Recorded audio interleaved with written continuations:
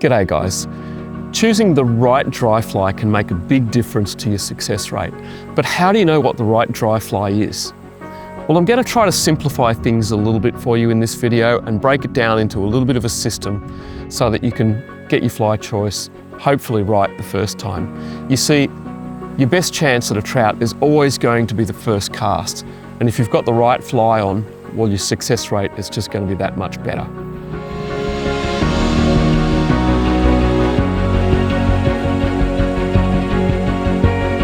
Walking into a fly shop for the first time can feel overwhelming. Rows of tiny little colourful patterns and no idea where to begin. But it's simpler than it looks. If you break flies down into the main insect groups and understand what each type is trying to imitate, you can narrow it down fast. So we'll talk about the three most important insect groups, and I'll show you a few representative flies, plus a few other terrestrial insects.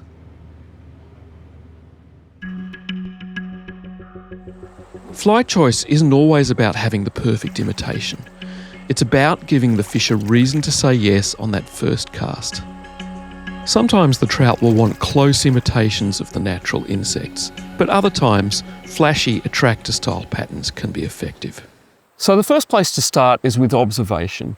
If you're seeing insects flying around in the air, or especially if you're seeing them floating down on the surface of the water, try to get a look at it, try to catch one if you can, in your hand, particularly one that's floating down the drift. Just pick it up and have a look at it. What's the size? What type of insect is it? Is it a mayfly or a caddis or a midge? What colour is it? What size is it? That's going to give you a good indication of what type of fly you might want to tie on. If you're unsure, just look at the wings. Mayflies sit upright like tiny sailboats. Caddis have tent-like wings folded flat over their body. And midge, they're tiny, often with black or grey wings, and the emergers sit very low in the film. There are plenty of other insect types out there, but when you're starting out, it's best to focus on these three. Mayfly, caddis and midge are the most common food sources for trout around the world.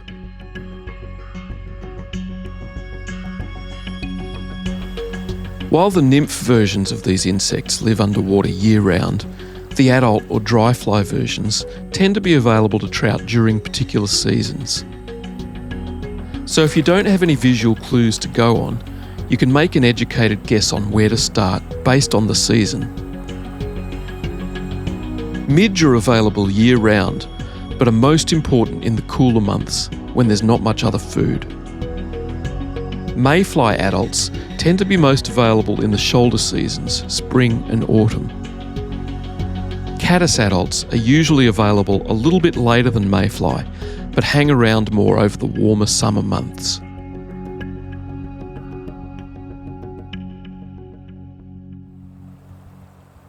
Trout aren't always picky.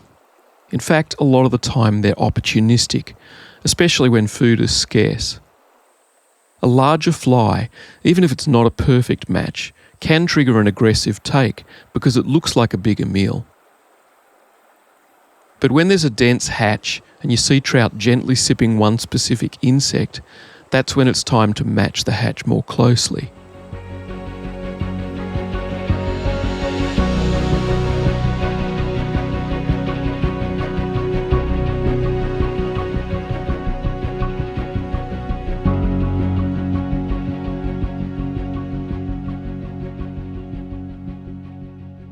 Now, if you're seeing fish rising and taking dry flies off the surface, sometimes you can tell a little bit about what they're taking by the type of rise that it is, by watching their rise forms.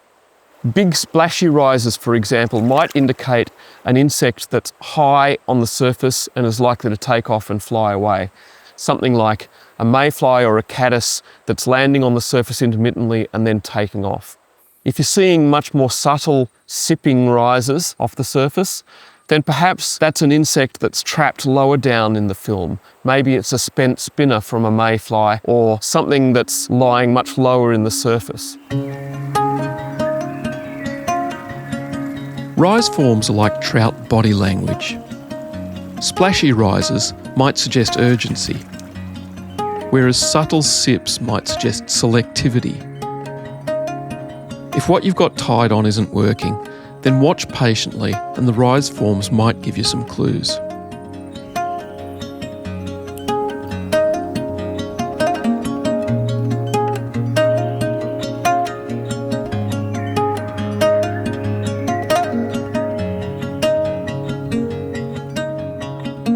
So one of the first things that you're going to want to think about is, are you fishing a dry that is sitting high in the film, or are you fishing a dry that's sitting down low in the film? Think of the surface like a ceiling. Some flies sit right on it, others hang just below. Trout will often feed specifically in one of those zones, and sometimes your fly needs to match it.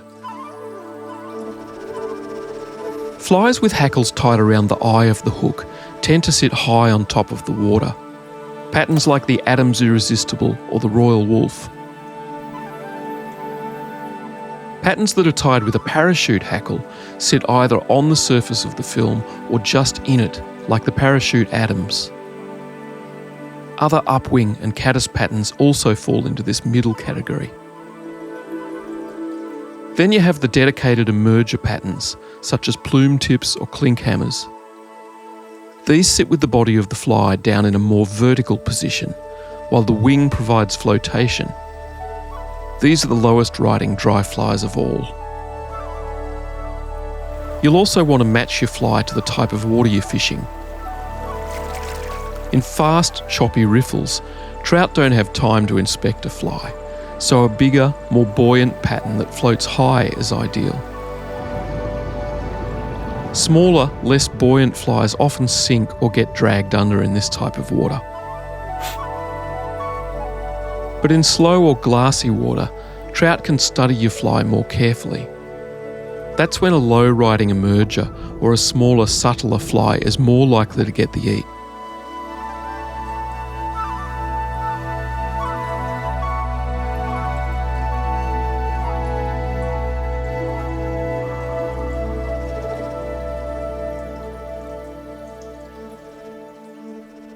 Another thing that you're going to want to consider is the type of insect, the profile.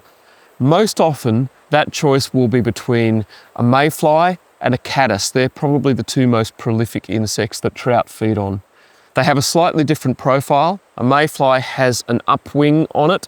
A caddis tends to be longer and has a downwing that's flatter along the body. There are also some important terrestrial insects that you might want to take note of. Things like hoppers, beetles, and ants. These kinds of things can be really important food sources for trout at other times. And if you're seeing them around in the grass around the edges, flying through the air, and particularly if you're seeing them floating down the water, they can be really important food sources to imitate as well. But they can also be great food sources to use as prospecting flies if you're not seeing any particular hatch on the water. Terrestrials don't live in the river, they fall in. A gust of wind, a clumsy beetle, or a mating swarm gone wrong. But they can make a significant meal full of protein, and that's why trout remember them.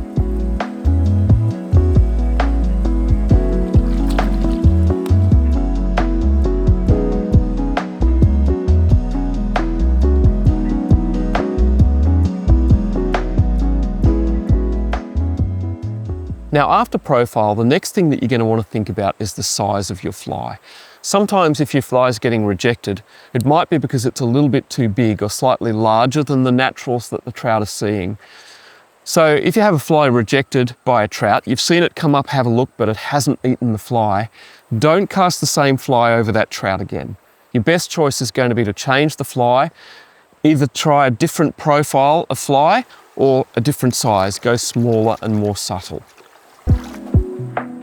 A rejection usually looks like a trout following your fly and then turning away at the last second. Sometimes they'll even nose it but don't eat.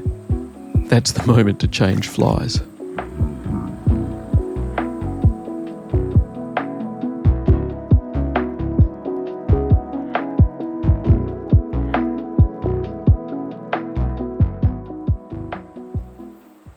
Usually speaking, the last thing that you're going to want to try as a difference is the colour. If a trout has come right up under the fly and had a good look at it but rejected it, sometimes that can mean that the colour of the fly is wrong. Now, you don't necessarily have to exactly match the colour of the naturals that are coming down, but in general terms, what you're going to want to think about is a light coloured fly versus a dark coloured fly. So if you fished a light coloured fly over and the trout's come and had a good look at it but it's rejected, try the same pattern in a dark coloured fly, or else try a different profile, a different size, or a fly that's sitting slightly differently. So if you've tried a fly that's sitting high in the column, try something that's going to be sitting down, more of an emerger pattern that's sitting lower in the column. And sometimes that can make all the difference. Now, if you've tried all the flies in the box and you're still getting rejected, then maybe it's not the fly choice that's the problem. It could be something else. And we're going to deal with that in this video. See you there.